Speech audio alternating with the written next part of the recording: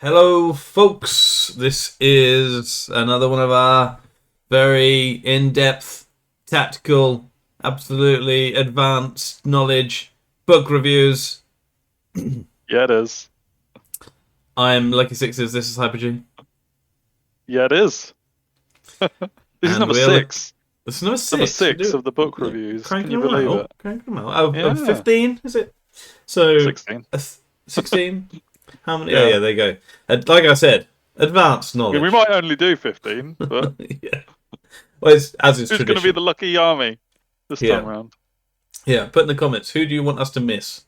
Yeah. Anyway, we are here for Highborn Elves today, and as always, we're both going to be overly biased, one for, one against the Can't think which entire I'm going to be. option. Yeah.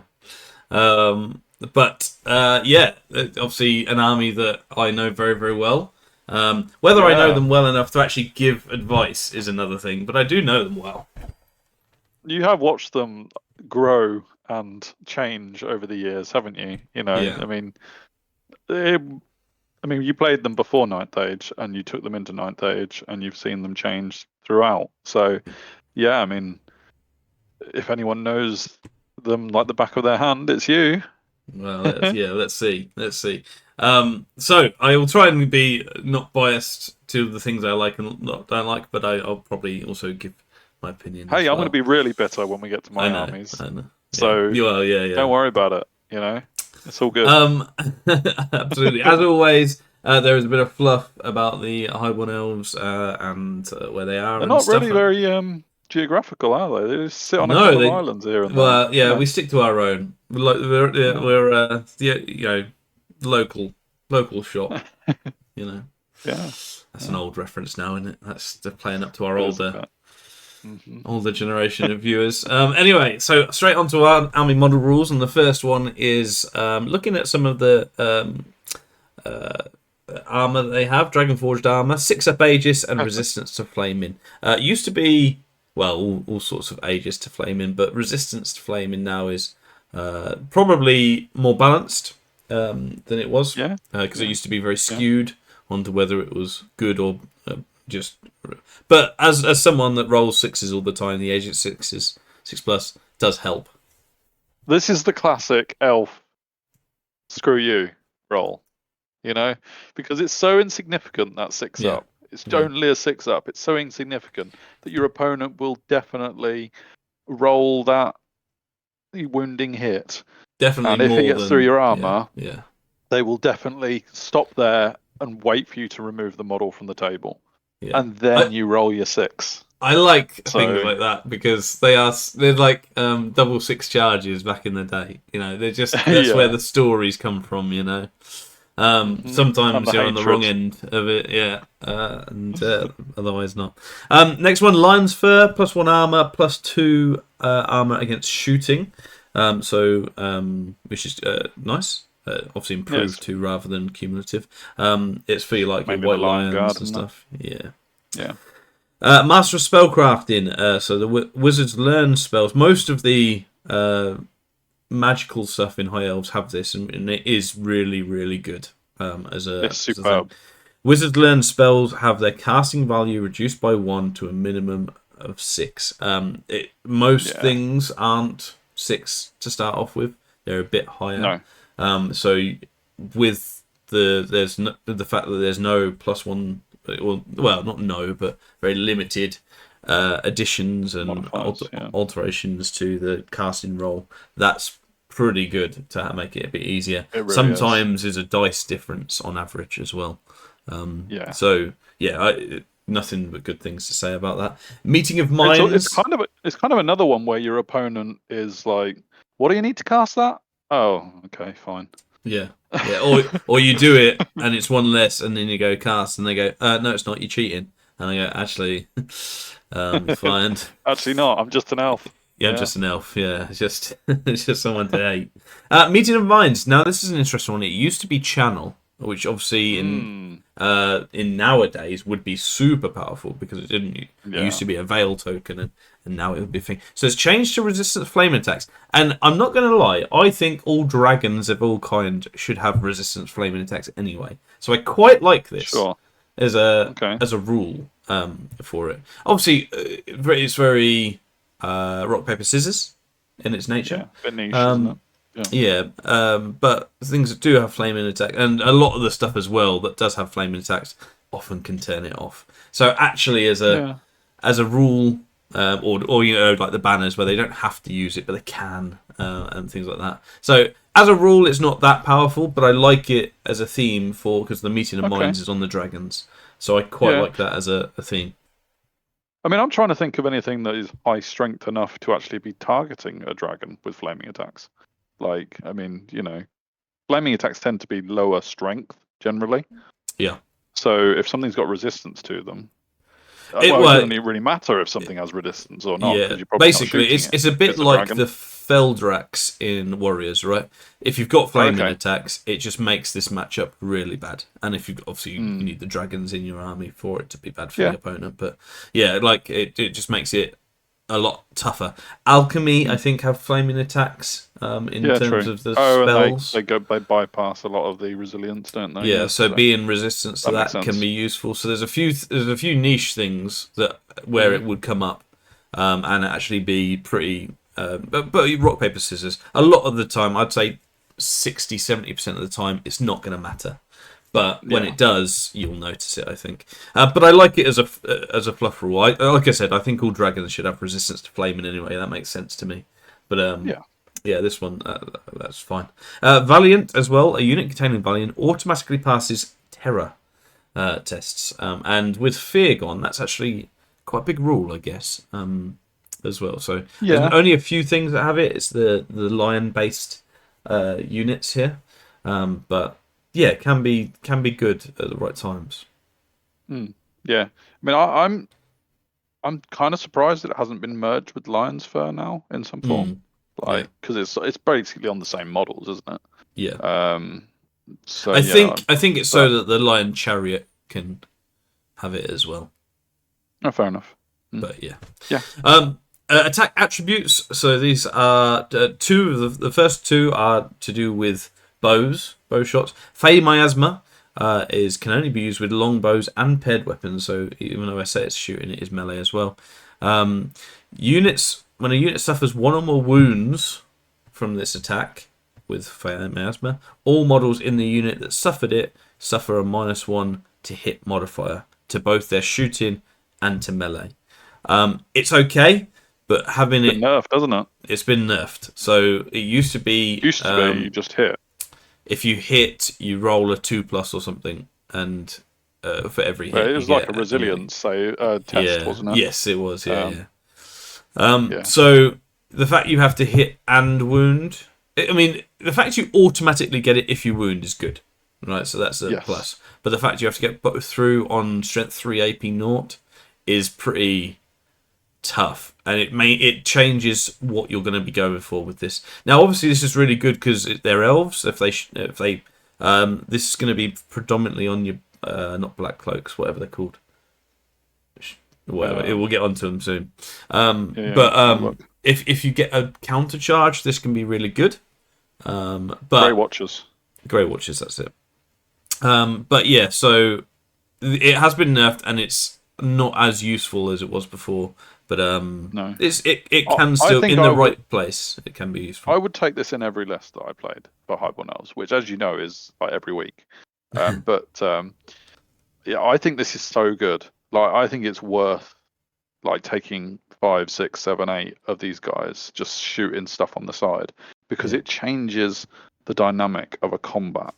It changes the dynamic of whether you want to charge with that unit, whether you want to be in combat, because you're already suffering -1. An automatic spell is pretty good. To me, it is. It's an automatic spell. I mean, yes, you've got to roll to hit and you've got to roll to wound, but hitting usually isn't much of a problem, especially if you position correctly. And wounding, tough, but you only need to roll that 5 or that 6 on one of those dice, and you've got it. Don't even care about armor or whether it actually kills anything. I think this is so good, and I'm surprised not to see it more, to To be honest, you played it for a while, and it was a terror to go against. Yeah, absolutely. I think it's less reliable now. I think is why you don't see it. I think it's the fact that you have to wound, but and because it's wounding doesn't mean you just have to roll to wound. It means you have to actually do a wound against armor. So, but yeah, I agree. The benefit you get from it. Oh, okay, yeah. Sorry, I was reading it as though you just need to roll to wound. You do actually need to. No, you actually have to suffer a wound. So it's after hitting, after wounding, after armor saves, after Aegis saves. No, it says before any saves are taken. Oh, okay. You suffers one or more wounds from attacks before any saves are taken. Oh, there you go. So it is. Yeah. So it is slightly better than I thought. But yeah, it's still less reliable than it was before. But I agree with the actual benefit you get. It's fantastic. Moonlight arrows, flaming attacks, ironically, magical attacks, and strength is set to 4. Now that doesn't set the AP to 4. Good. It means the AP is still as AP 4. Yeah. Jeez. We just come up with an Empire book. Up to 1. Sorry. Yeah. Up to 1. Yeah. That would be great. But yeah. Strength 4 shooting in. I mean, there's lots of strength 4 shooting out there actually, surprisingly, but in Elf book where you can get really high, really quality shots as well. I think that's pretty good.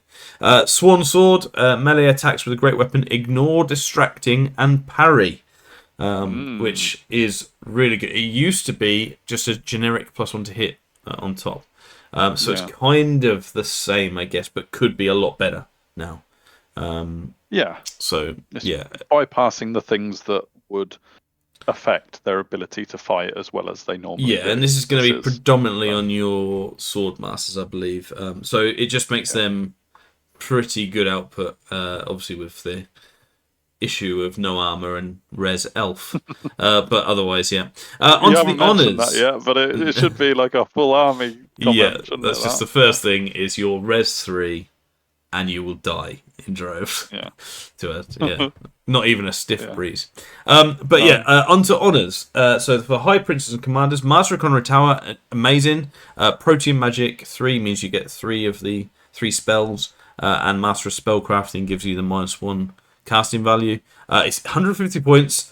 It's gone through lots of changes. You can't take a longbow with it, for example, and you can now be on a horse or a eagle, which is interesting. But it's very expensive, but it's really, really good way of getting some additional magic on a fighter character, essentially. And getting him in the mix. So, and the spells are pretty useful throughout. So definitely, if you can afford it and you want to tailor your list to it, you can, and you probably should. And 6 of the paths as well is pretty versatile. Yeah, to choose from. So. For sure. And the hereditary, obviously, as well. So you've effectively got 7 spells to choose from. So it's very, very good, and it can help out a lot of lists. It does need to be good for 150 points, I guess. Yes, that's just because it's basically, I guess it's an adept without a channel. So correct.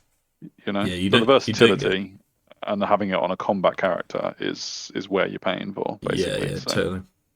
Highborn the Flame, Aegis 4 up, fearless and stubborn. It's okay. It's not bad at all for what you get from it.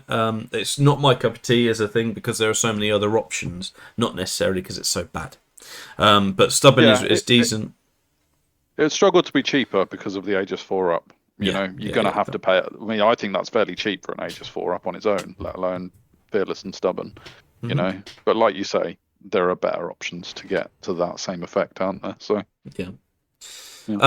Fleet Officer can be on a Great Eagle, Griffin, or Sky Sloop, which is an appropriate thing to say at the minute in the meta. But it gives Resolute, so +1 rank bonus if you've already got one.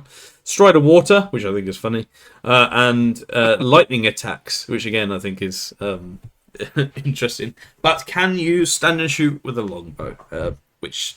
Yes, okay. Unless the model is shaken, panic tests by friendly units containing elf, which is most things, within 12 inches of this model are minimised as well. So just an extra way of bolstering and making sure panic and all that stuff doesn't really matter. I'll tell you what, that is easily forgettable, that whole thing. Like every single rule in that you could go through a battle and forget each one of them at least once. Yeah, and there's very likely that depending on what you put it on, that you will never. There'll be a battle where none of them come up. Yeah, and there's 6 different rules packed into that. Yeah, Resolute, Strider, lightning attacks, stand and shoot, shaken, minimized. All there's for 6 25 different points. facets of that. Yeah.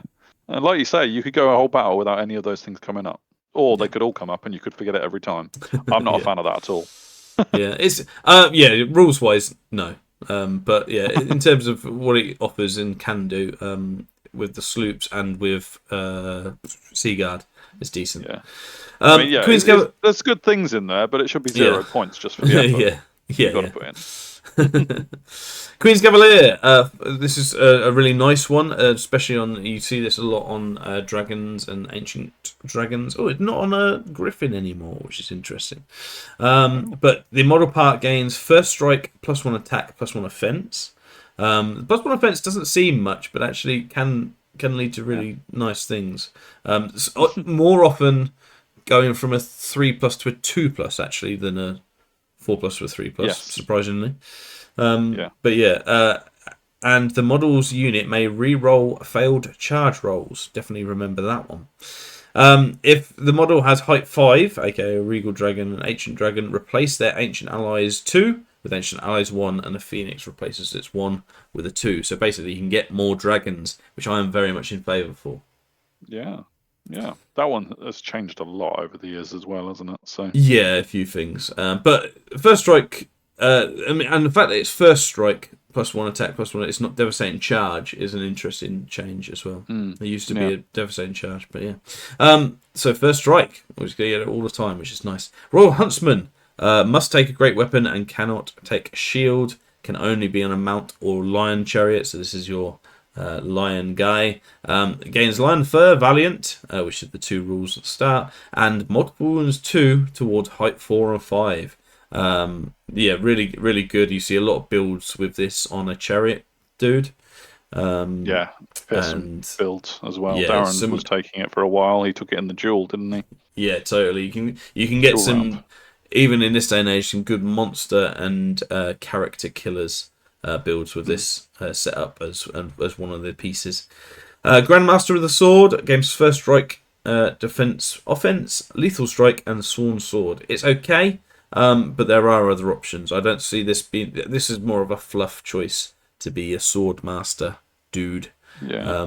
You don't see this much going around. I don't think it's because there are better ones for sure. Yeah, yeah. I think you're all right. It's a fluffy one, you know. Yeah. If you want your leader to be that guy, then you'll take this. Totally. If you've got a nice model that really suits it, then I think this is the one. Lethal strike's nothing to sniff at, and it's only 20 points for first strike plus. So there are bonuses, but I just think like Highborn and the Flame, there are better options.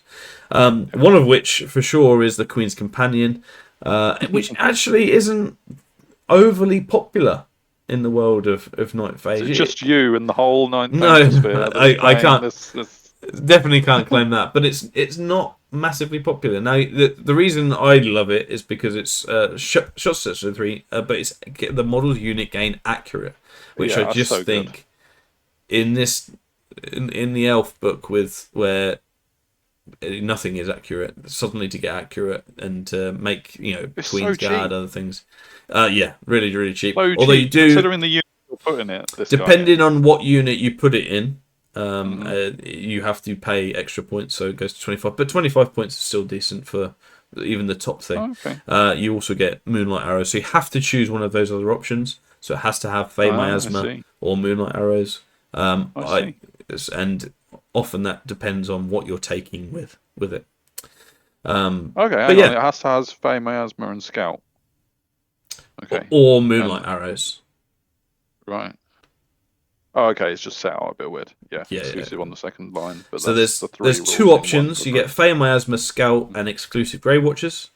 Obviously to go in the Grey Watchers, and Moonlight Arrows to go in other things, which we'll come on to Queen's Guard. very, very soon.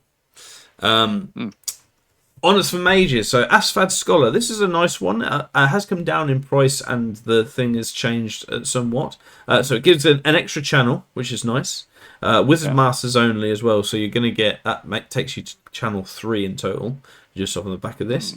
The range of the learn spells has increased by 6. Very good. And aura spells range increased by 3.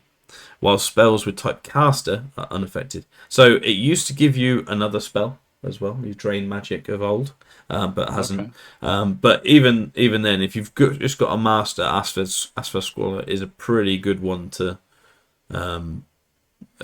bolster their abilities. 60 points arguably is quite a lot for that, but I don't know what the channel is on its own.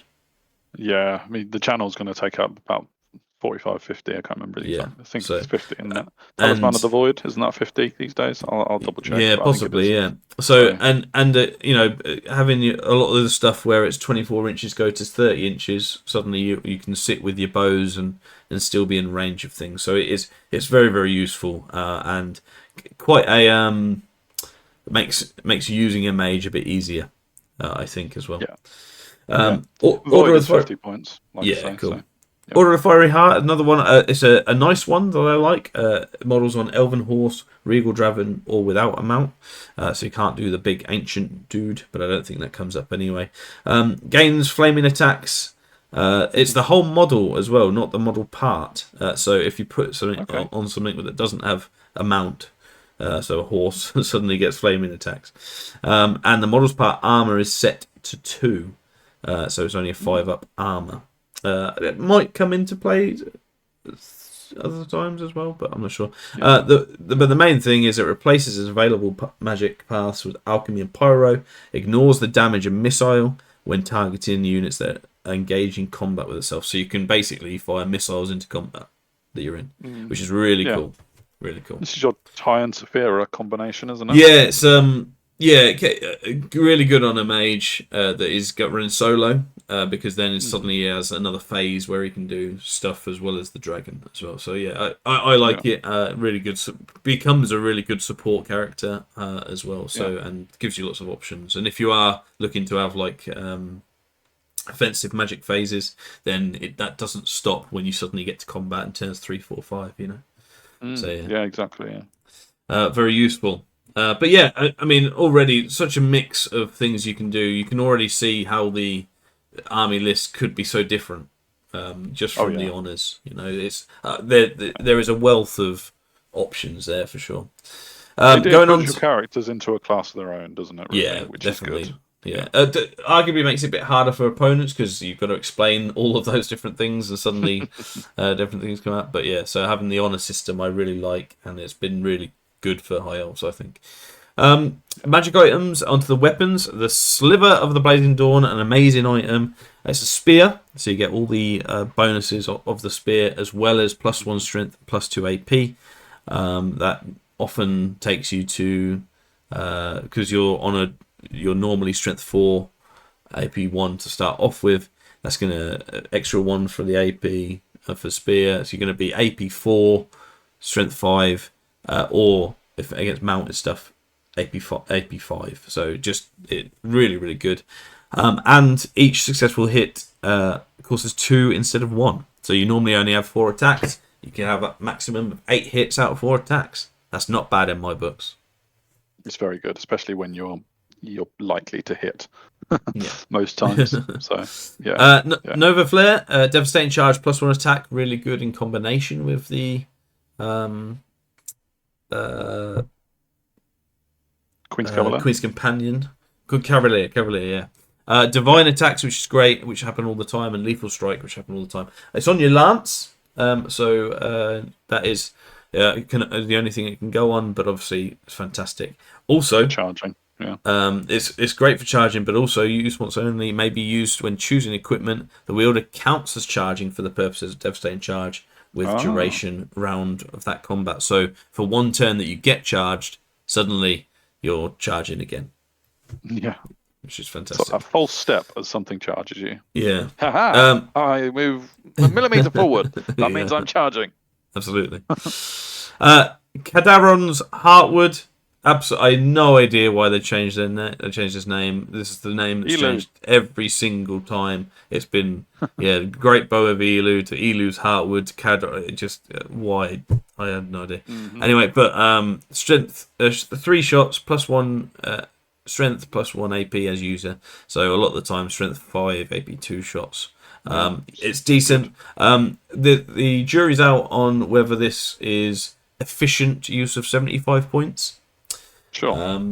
Because of what you have to put it on and what you put it on. But I do like it as a thing, and if I can afford it, I do put it on. I mean, the bolt thrower that Highborn Elves, which we'll see later, has got access to like multiple high-ish strength shots. This one will always be limited by only having 3 shots, and all it will take is a couple of 1s or 2s on your hit roll, and you're going to feel like you've paid for nothing. And now, to be fair, with the characters it's going to be on, it is often 1s and 2s only. You're not often hitting on worse than a 3. So having a strength 5 shot that hits on a 3 is always nice. It's not overly effective. 75 I do feel 75 points is a bit much, but it's not bad by any means. I suppose you can stick him in the unit with the Queen's Companion, or he can be the Queen's Companion to get accurate as well, right? So correct, and that's often what I do. Yeah, it is. Yeah. Last weapon is Elemental Blade. This is for the Great Weapon and Halberd because they feel left out. Plus 1 attack, plus 1 strength, not the AP to go with it. You can choose to gain either flaming or lightning attacks with it as well. So you basically turn on the thunder or turn on the flame. So I like it. 6 points, I feel like all right. It's pretty good because it's versatile. It's not. I wouldn't sing and dance about it, but it's all right. I mean, it probably means you're not. Well, no, I think, like you say, it just enhances what you can already do. So it's all right. Star Metal Alloy plus 1 armor improved to plus 2 for armors without mount. So that's for the height 1 stuff, I guess. The bearer can never be wounded on a roll better than 3+. That's decent. That's decent. Again, it's interesting because both of those sentences kind of work against each other. Because the thing is, if you don't have a mount, you're going to be wounded on a 2+. So I don't know. And if you do have a mount, then there's not many things that are going to be wounded on a 3+ anyway. So I feel like you're only getting plus 1 armor for it if you are on a mount. So I think it kind of contradicts itself, and 80 points is a lot. That is a lot. So if that was 5+, I'd agree, but it's not. So I disagree. 5+, it would need to be worth 180 points. Well, don't go too far, Elf boy. I mean, So the Sylvans can't be wounded on a bet on a 4+ on everything, don't they? As standard. Yes, for some. For this. So that's the equivalent of it, I guess, in terms of items. But I don't see this being very useful, if I'm honest. A Gleaming Robe, mages on horse, eagle, or without mount. It gives you an Aegis 3+. Very, very good. Wow. Armor set to 1, but who cares about that? Never be improved. Where it was miscast and if the wearer miscasts and rolls Witchfire, the number of hits is halved as well. And Witchfire is a pretty regular one to get, in terms of that. So it is a good mage protector. There for sure. But I feel often the time it's just an extra points that you don't necessarily need because it's not going to be too much. But I'm always going to remember the battle that Paul had the equivalent of this item on his character or mage and just rolled 4 1s and 2s in the battle against me. And just the look on his face, priceless. I mean, up to that point, I think that Paul was very confident he could take on Chosen Lords and things like that. But with his mage. Next one, Protection of Dorak. I really like this one. Now, you do have to be attached if you do this, but that's not a problem because you get +3 defensive skill and +3 armor. This on any sort of heavy armor takes you to 2+. Can't be improved beyond 5+, beyond 5 anyway.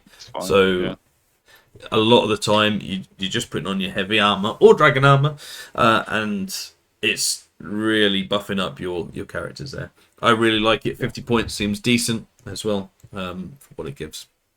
So, bit of a bargain. Interestingly, you mentioned Dragonforged armor there. Dragonforged armor doesn't actually give an armor save value, so it doesn't actually enhance your basic armor. No, but it does give you the Aegis and the flaming. Yeah, that's fine. So that's what. But yeah, I agree. Dragon armor has never improved your armor. It's always been heavy armor. Yeah.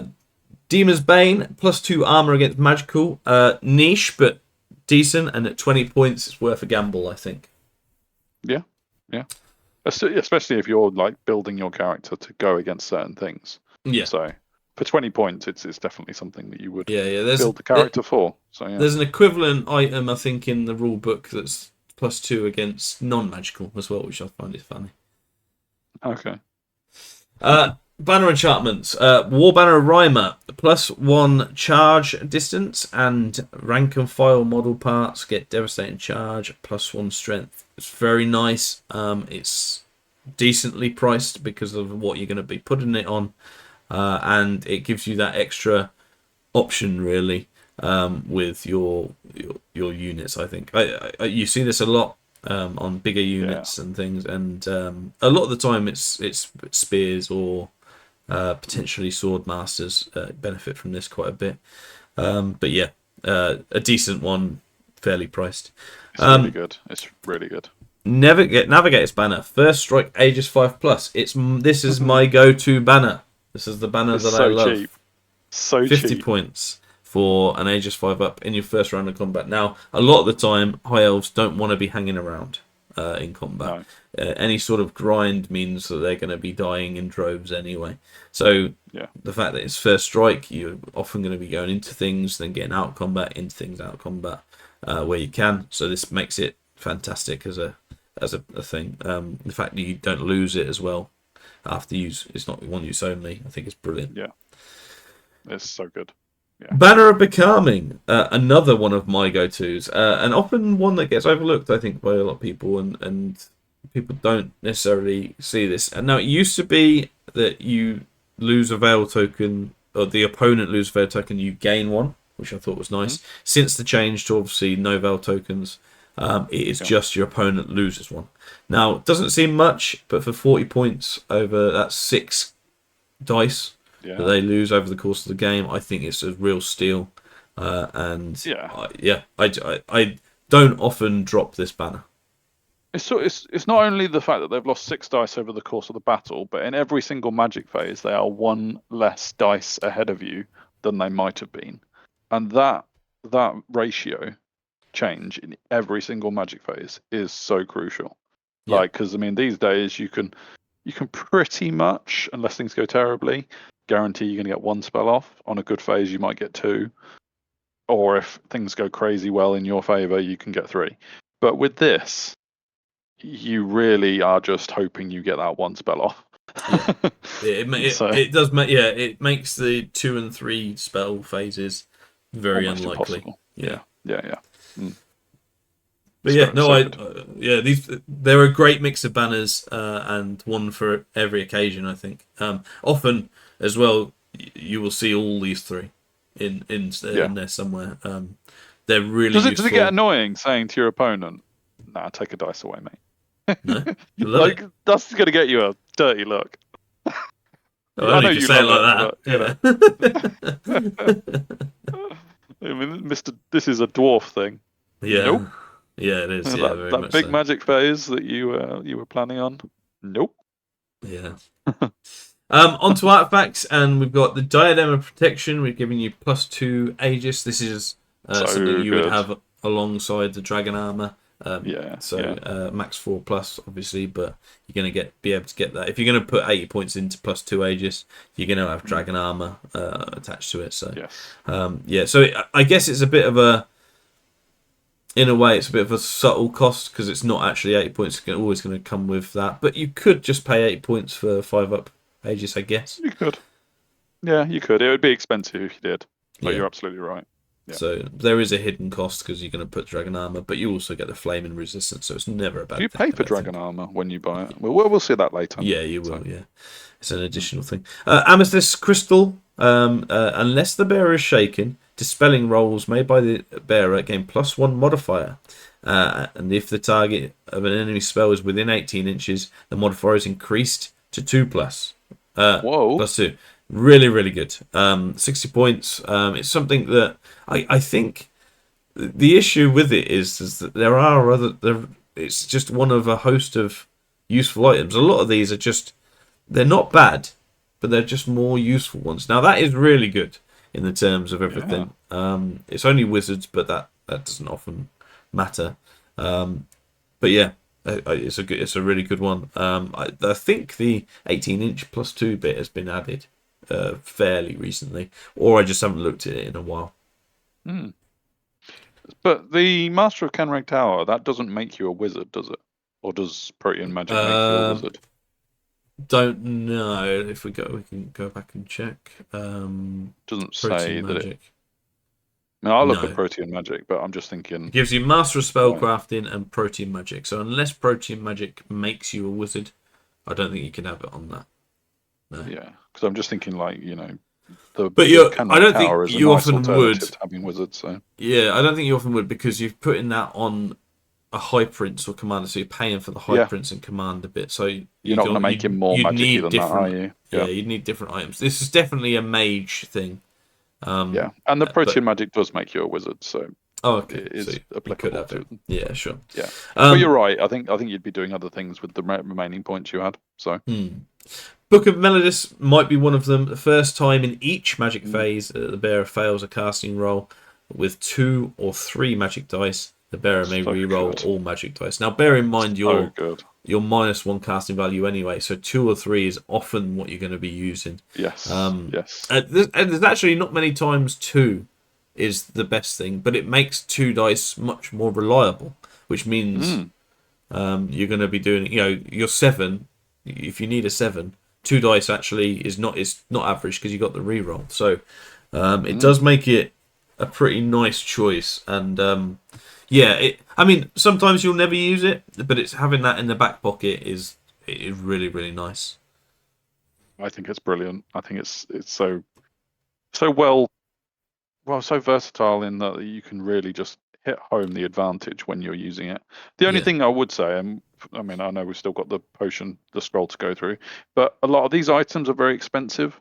Yes. Like, you have to really go heavy on which ones you want. You're not going to be able to get like 4 or 5 of these in your army. You've got to choose one or two. And that's perhaps where some of them miss out, is that actually the majority of these are really useful, but you have to compromise. You can't. That's kind of one like or the other. The book, actually, that's a good example of the whole book, is that lots of things are pretty good, but you just can't include it all. So you've got to choose what you want to go down and what footpath you want to go down with it. As you said, the final one, Scroll of the Pearl Throne. Choose a magic item from the enemy that is in contact with the bearer, from the unit that's contact. So it can be characters even if you're not in the same thing. The magic item is ignored. Can be clutch. It can really affect things. Other times you'll forget it and it won't matter. But obviously it doesn't work against... Another one Darren had on his Chariot guy. Obviously doesn't work against dwarves or demons, but yeah. No, because they don't have the normal type of magic items, do they? Yeah. Yeah. You had it too in the duel round, actually, didn't you? So, I did, yeah. In that tournament, so yeah. I did. Yeah, I like it in there. There's 30 points isn't too much. So it can make one of your big dare characters. I say it's another knife item, but I don't want to hit that hard too much. Because that was our intro for the dwarf book, wasn't it? It's all about note moments, and so many of these items we've just been through are like, no, you can't do that anymore. Well, that one and the Carmen especially, so these are the shared items. We won't go through them too much. We haven't on any of them, but it's a nice mix, and this is if you want to have a look at it a bit more. The hereditary spell being in favour of Melodist. It's a good one. It's higher casting value on and other ones you're going to have, but it's still not a terrible thing. You get this is often actually one that your opponent will save his dice for. So it's one of those that is very, very useful. You get 2 protection tokens. You can save up to 4 rank and file height 1 guys in one phase, or one of everything else basically. Characters can only use a maximum of 1, and height 4 or 5 is the same per phase. Whereas on infantry you can use both tokens in a single phase, for example. The wounds from attacks with multiple wounds doesn't actually do too much. It just minuses 1. It's all right. It's not a major thing there, but it's the stopping your infantry from dying. Now you take that after armor saves as well. So it's before Aegis saves. So for example, it doesn't work too well with Flame Wardens because you have to gamble that and take the dice away that you're not going to roll the 4-ups, and then it's 50-50. But at the same time, it's still a good spell, and it is very well respected in the Night Phase community. So, yeah. I'd say so. I mean, the thing is with any elf model, Highborn elf model, is then none of them are going to be cheap.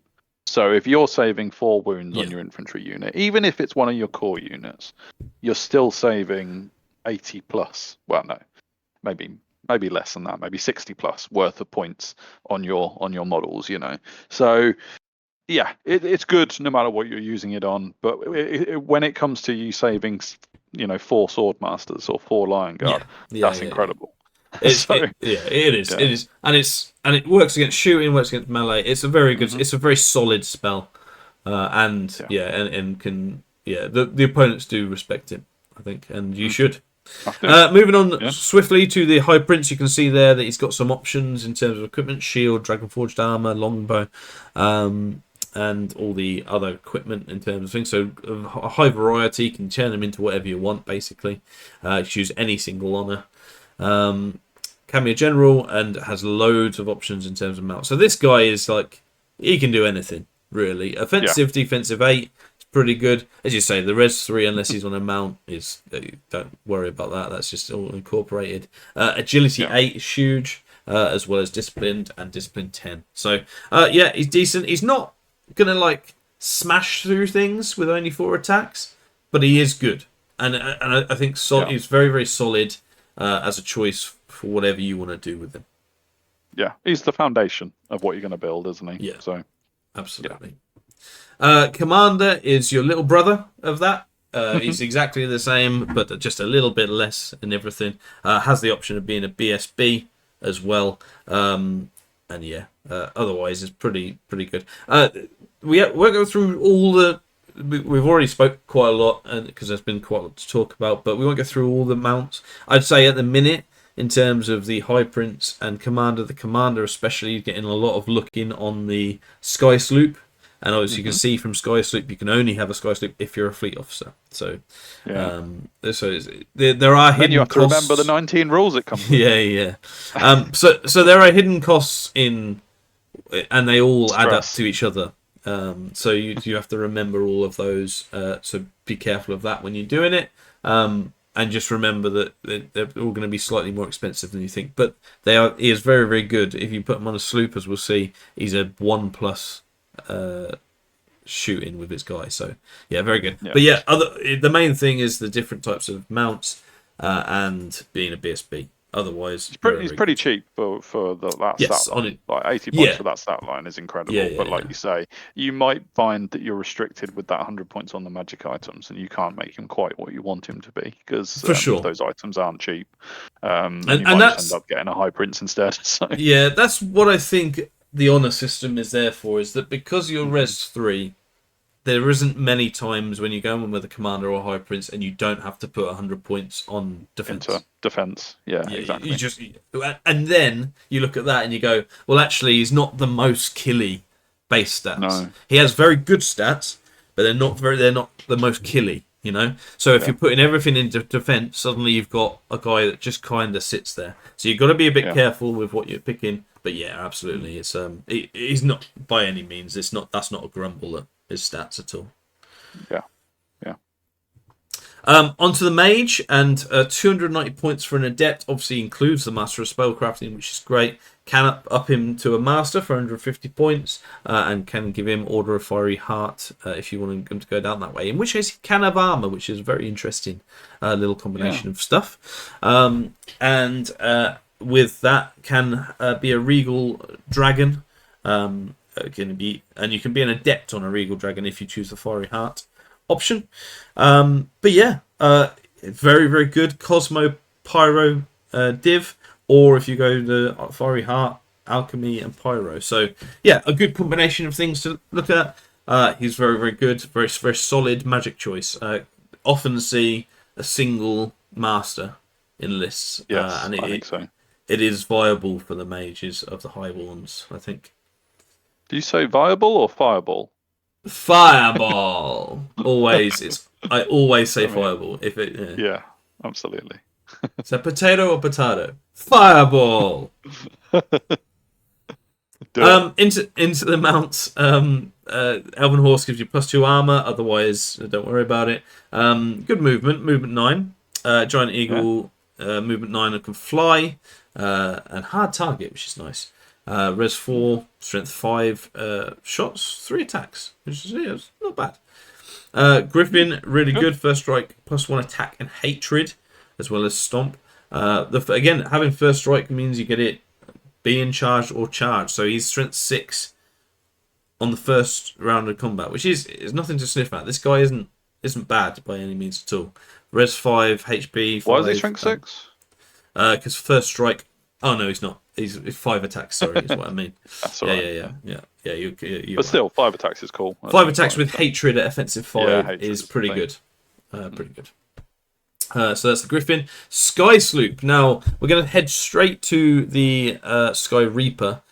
Being on a character, it is a aim 1+. You have quick to fire as well, so you can move around, and basically, because you're like troops and fly, you can go anywhere. 10 inches obviously is the max, so you're not overly quick everywhere, but charge 9 means you can go into things with impact hits, which is great. You're res 4, but you are hard target and an extra armor with 4 HP. This thing I think is super good right now. I think if you can get 1, possibly 2 as characters into your lists, I think you should look at doing that right now. They are point and click with those Strength 5 AP3 shots,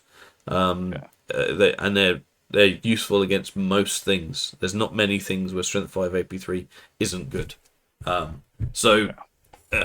Right now they're hot. They're so hot right now.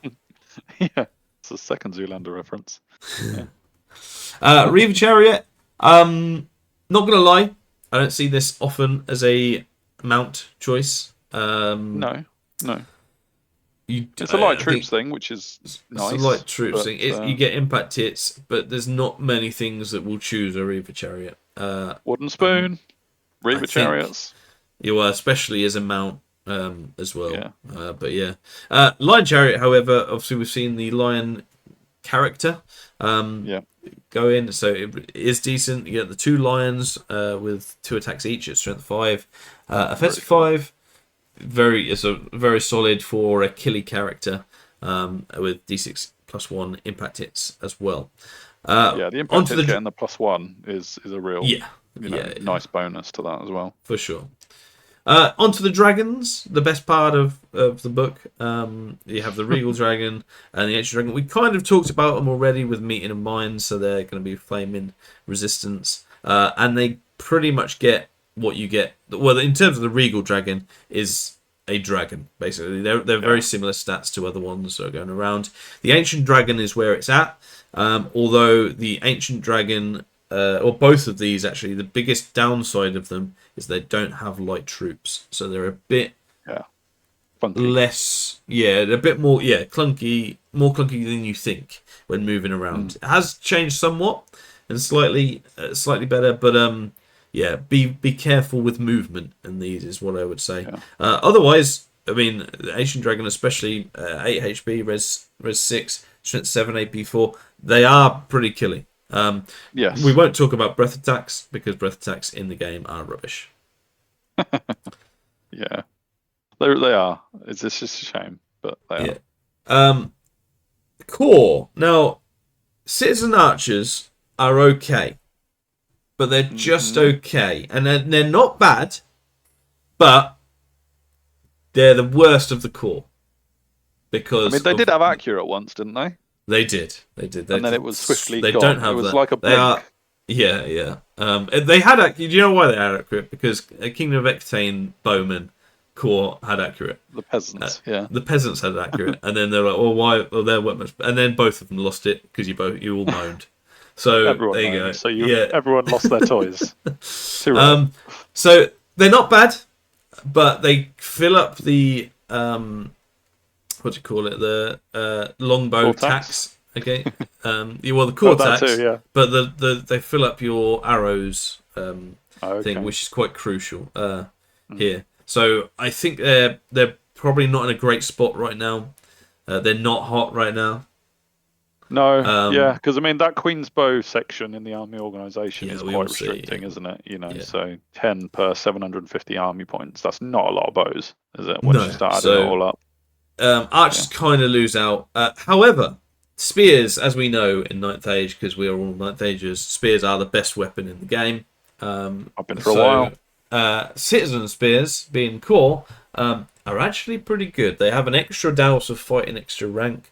They're disciplined. They don't seem like much, but when you put in a Navigator's Banner or a War Banner or a Rhymer and make them quite a big unit, which is what tends to be the case with these guys, just so they can get around the Res 3. They're actually pretty good, and they've cheap been up too. When I was doing my favour of Melodies calculations, I didn't think you got any model for less than 15 points, but 12 is comfortably under that. Yeah. When did that happen?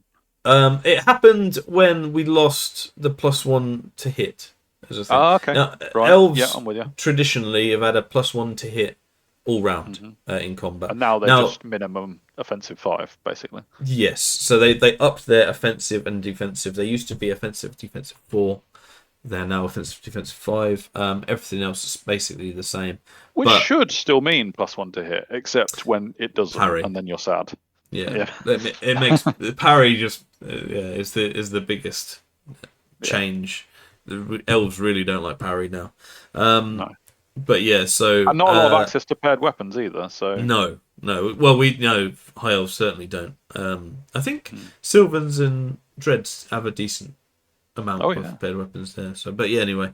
But it's why you go bigger units as well, especially with the 3.0 meta of bigger infantry units.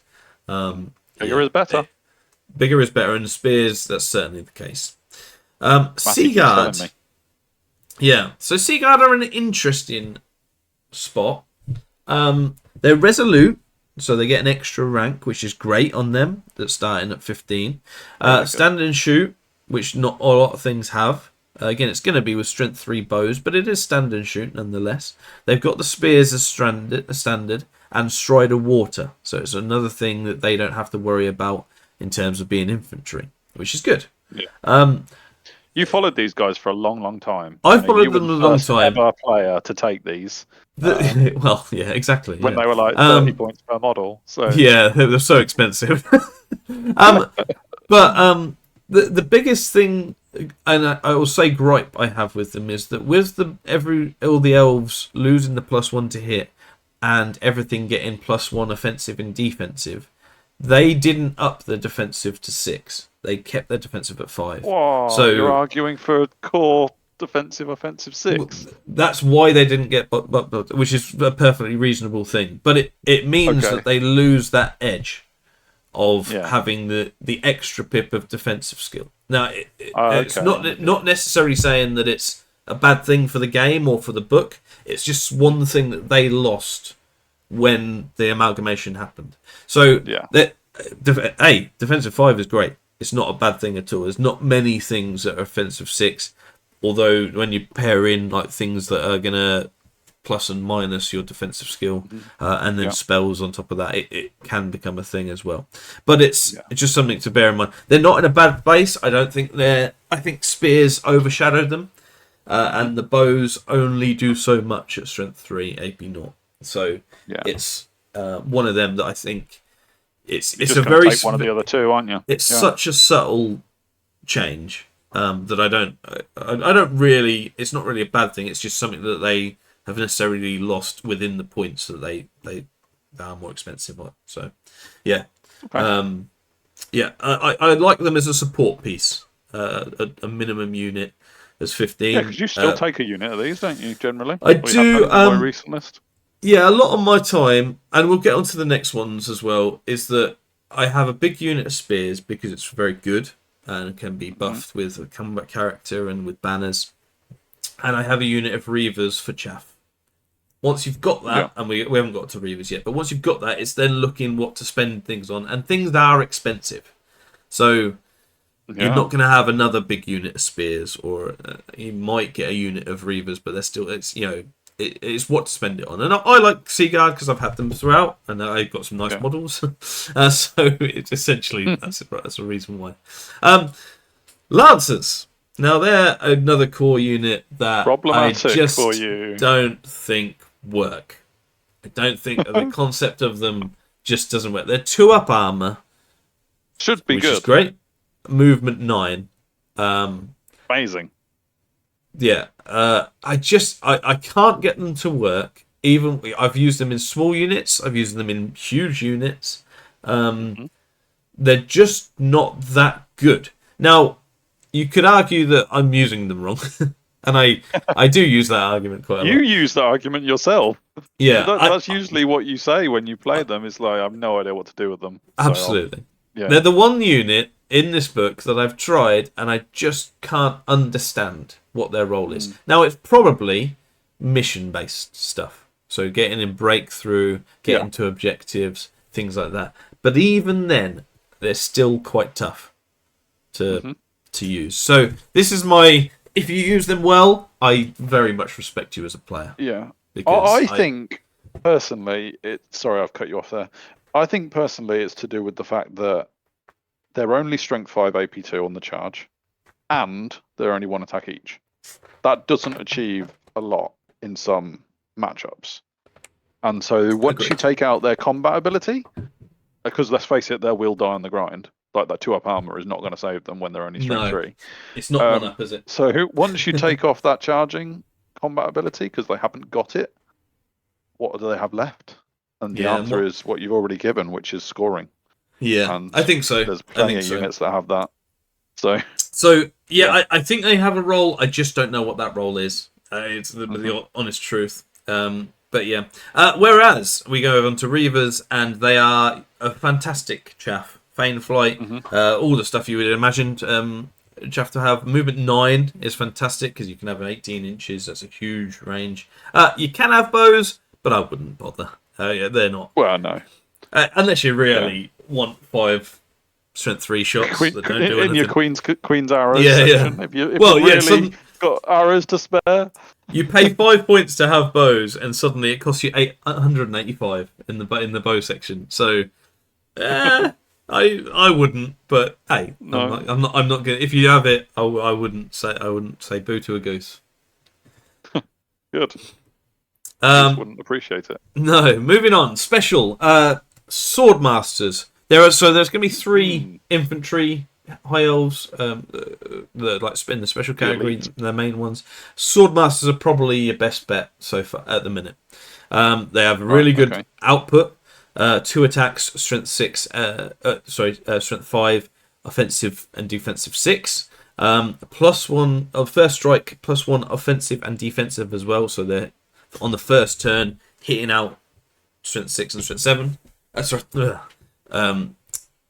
Hitting out offensive 7 and defensive 7 is what I mean, which is great. Sworn sword, remember, so they get the what was that? Ignore distracting and parry. So effectively, the offensive 7 will work.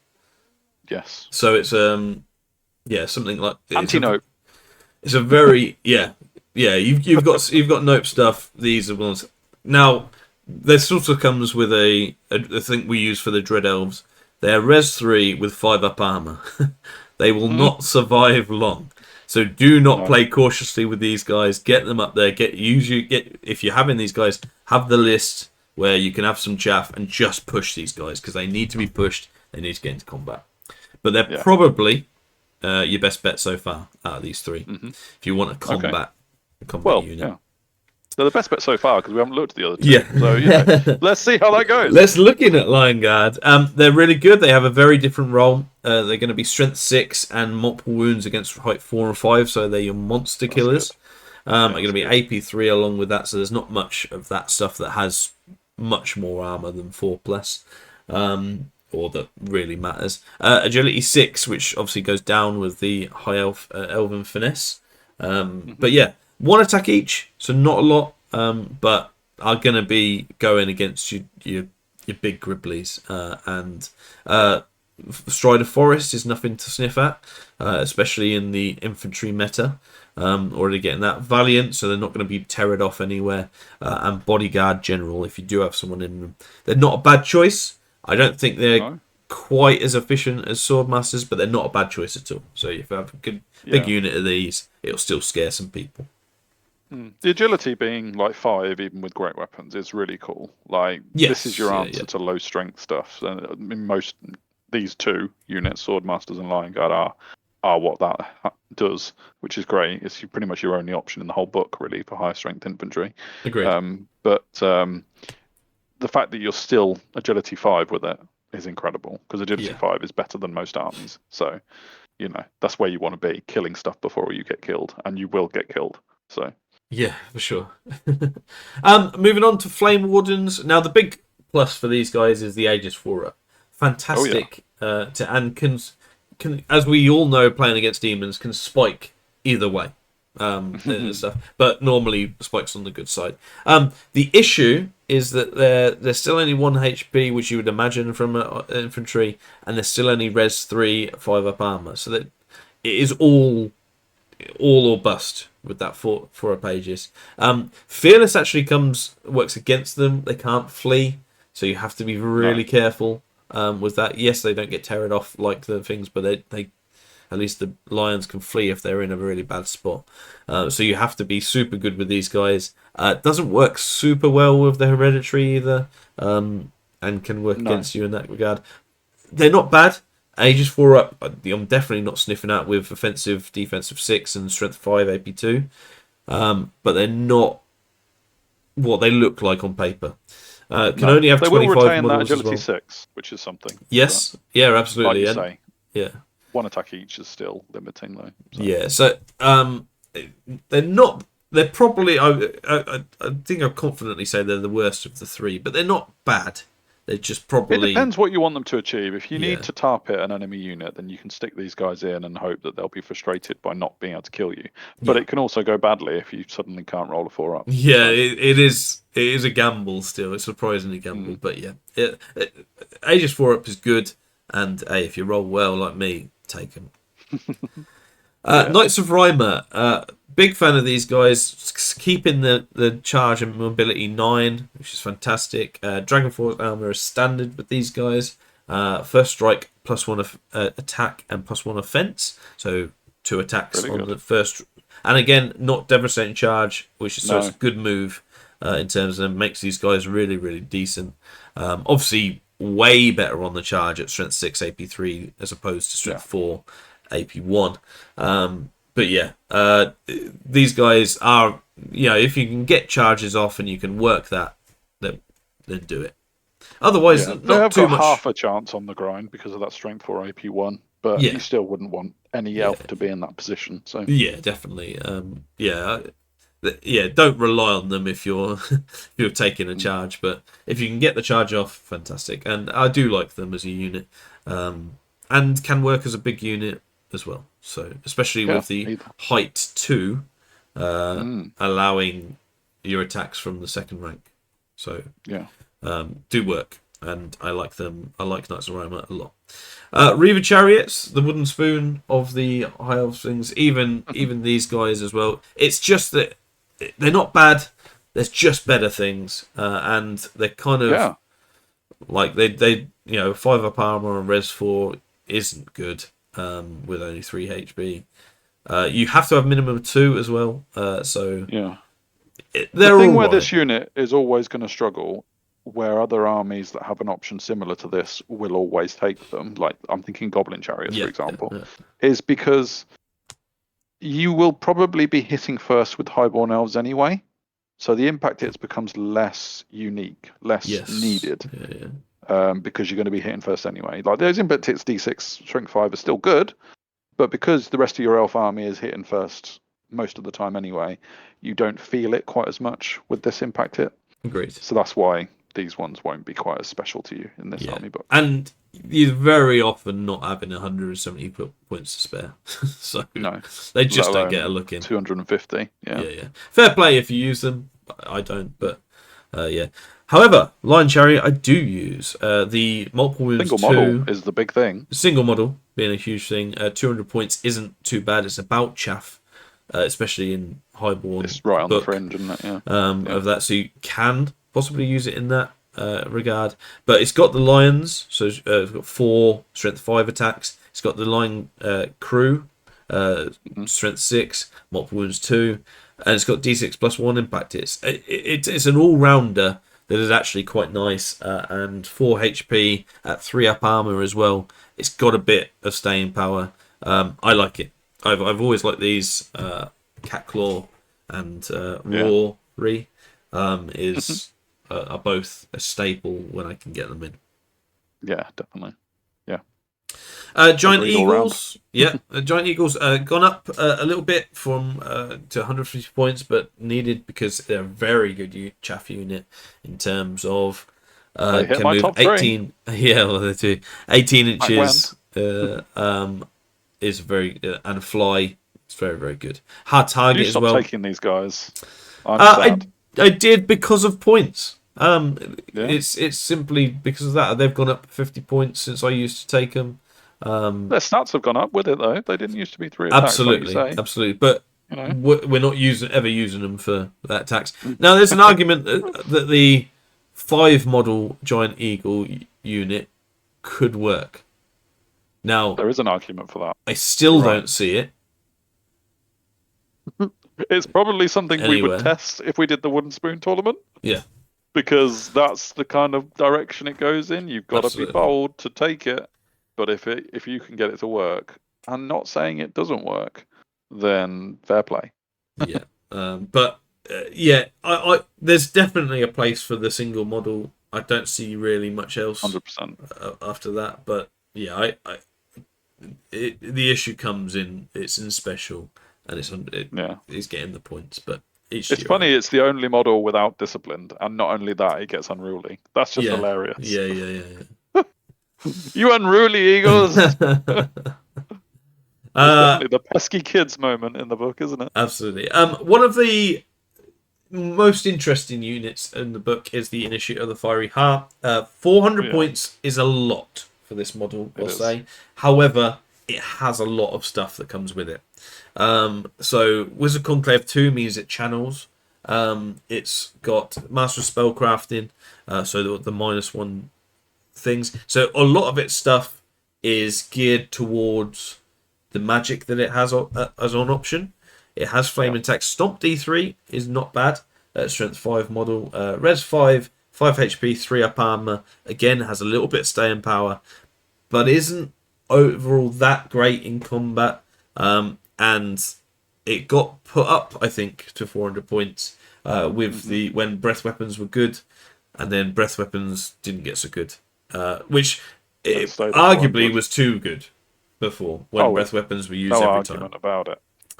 So but it's kind of like it's gotten drastically down, but didn't go down at all in points. So it's an interesting one. I still like it, and I still take 2. So that's still so. I mean, arguably because I like dragons, that you could make an argument for 2 mages on 2 adept fiery heart mages on horses do a similar job. Okay. Because you're going to be using these guys predominantly for the magic. That's you've got to be prepared not to charge them in. He says, ironically, with most of my battle reports the dragons ending are still them charging in. Yeah, it's still got 4 attacks on a dragon at strength 5. It's not yeah, terrible. it's not terrible. It's just their own, It's only and 1 they're attack at less than best. the lancers at the end of the Yeah, day. I know. Yeah, oh my god. But it is. They are support at best. Bear that in mind. I've tried. I have tried. I've tried using them as combat heavy guys. They're support at best. But they do a lot of things. So I like them. I'm not really saying that they're too much. They just are expensive. So you do have to, at the cost of other things, get them in. But I like them. I reckon the next 10 years they should go down by 1 point every year, and just until someone starts complaining again. I mean, in 50 years that's going to be a problem, but still. Yeah. I won't be around to see that, so absolutely. Yeah. might be actually. On to the next one, Phoenix, and I feel like I've been told a lot that the Phoenixes are still pretty nice, but I haven't used them in a while. So they both have. So you have like a standard Phoenix, and you can either go frost or fire. The standard one has all the things you'd imagine. Rebirth being the main one that can come back, but if it does come back, you've already got the points for it, so don't worry about that. It's not about points denial. It's just about being another chaff unit once it comes back, I think, really. Has all the things you'd imagine. 4 up Aegis is nice. Resistance to flaming. Really nice. Stomp D6 on the 4 attacks from the 5 model. So it comes with that as standard. If you go fire, it has an additional grind, which is great. And sweeping attack if it flies over things. It's tough to use, but with the Aegis 4 up now on both Phoenixes, that is very viable, I think. The Frost Phoenix has afflict -2 defense, offense, and agility. That's if you're in combat with it, right? Afflict. Yeah, afflict is. Yeah, correct. But has the negative side of fearless with it because supernal. Cannot. Supernal. So worry about. Don't put it into infantry on its own, you idiot. No. But otherwise, you can't flee. Basically, is what I meant by fearless. Yeah. Being a I think the sweeping attacks on the Fire Phoenix are very good. Like XP3, X being the amount of ranks the opponent's got.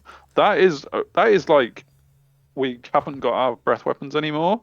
Yeah, but I've got this. No, agreed. And it's light troops. Has a movement of 16. It's pretty good. Can fly obviously over things. The Fire Phoenix is more expensive than the thing, so you're looking at 400 points again.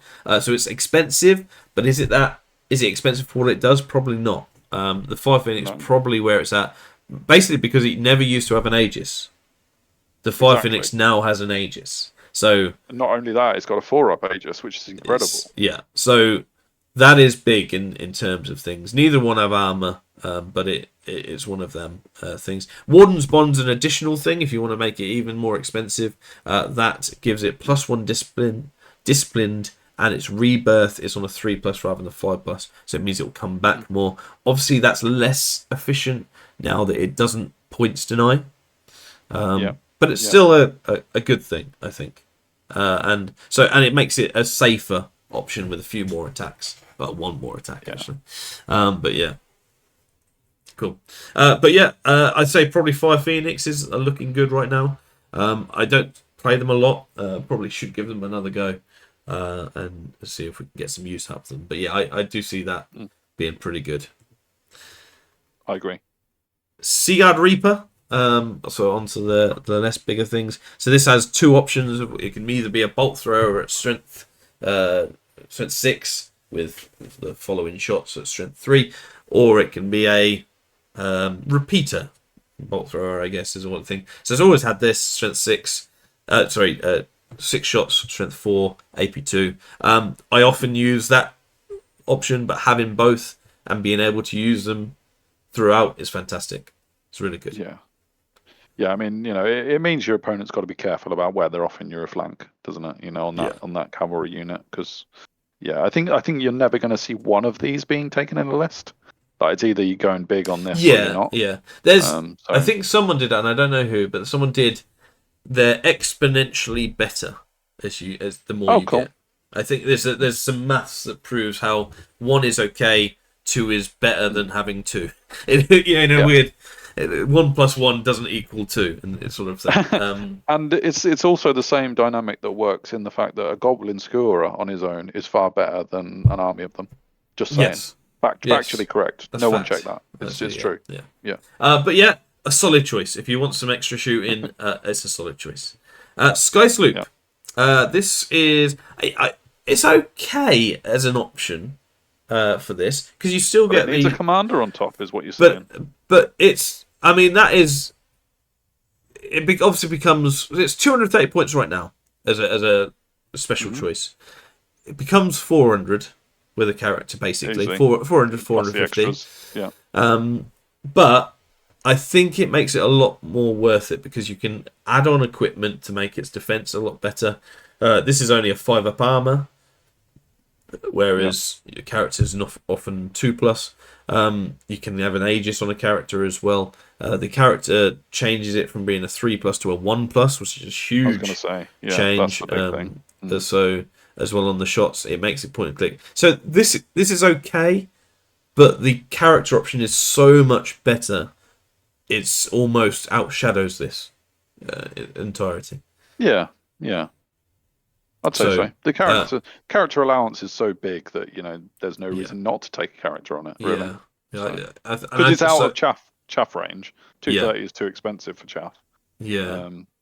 And actually, only movement or mobility 5.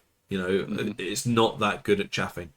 No. It can be a support charge again, but the non-character definitely doesn't want to go into combat. So that whole impact hits and all that stuff, just don't look at that. Don't look at its combat things because it will die to literally... You charge some goblins in the rear and you'll die. Yeah. So I do remember this guy doing well in our last mega battle. He went on a run of impact hits. Yeah, and he might have had a lion chariot to back him up, but we won't talk about that part. And since having the character, it's just infinitely better. It really is. So, but it's good. It's very good. But the character is infinitely better. Okay, so something we've already kind of touched upon is the Grey Watcher versus Queensguard thing. And in all honesty, it's not a contest. I don't see why every High Elf player doesn't take 20 Queensguard. Yeah. It's the first name on the team sheet for me. It's Alan Shearer in his prime. I fail to see even the shield, taking it from a 6-up to 5-up, is actually worth it as well. And I'll tell you why. So you've got the Tell me for why. I'll tell you for why.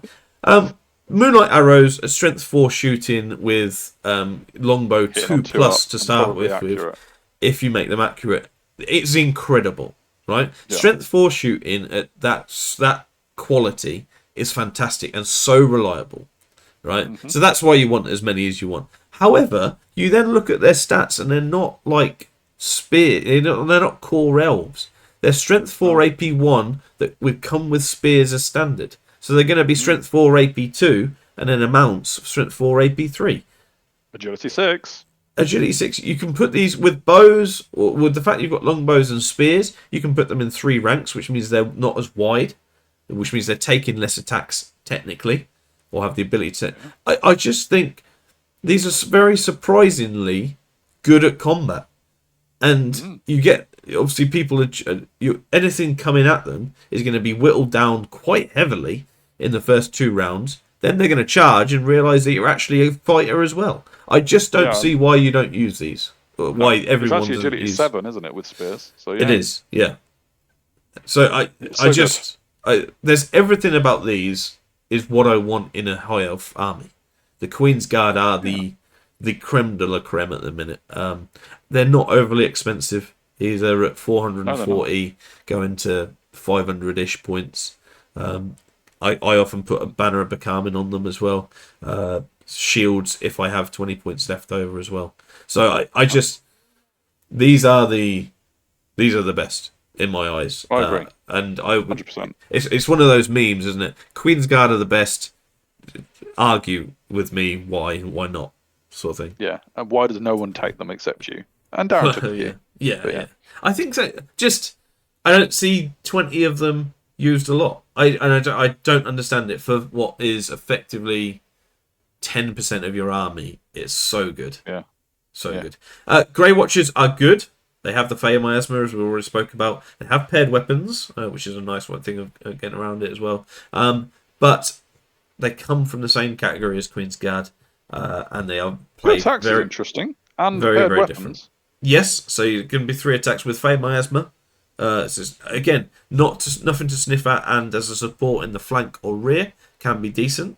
But it's very hard to get a predominantly shooting thing next to the things that you want it to charge in. It takes this is what Queensguard I think are on easy mode.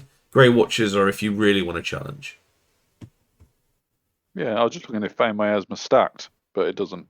When the unit suffers one or more wounds from Fey Miasma. Yeah. That's fair. Then again, not a bad unit. There's just better ones out there. Yeah. I like them, but I would fill that section with those 2 units. Yeah. And that takes us to the end. Quite a long one because it is my army. Yeah. So apologies. And we just appreciate how not negative I was about that. You're very positive. You're very positive. I think it's a great book. I really like it. No, I do.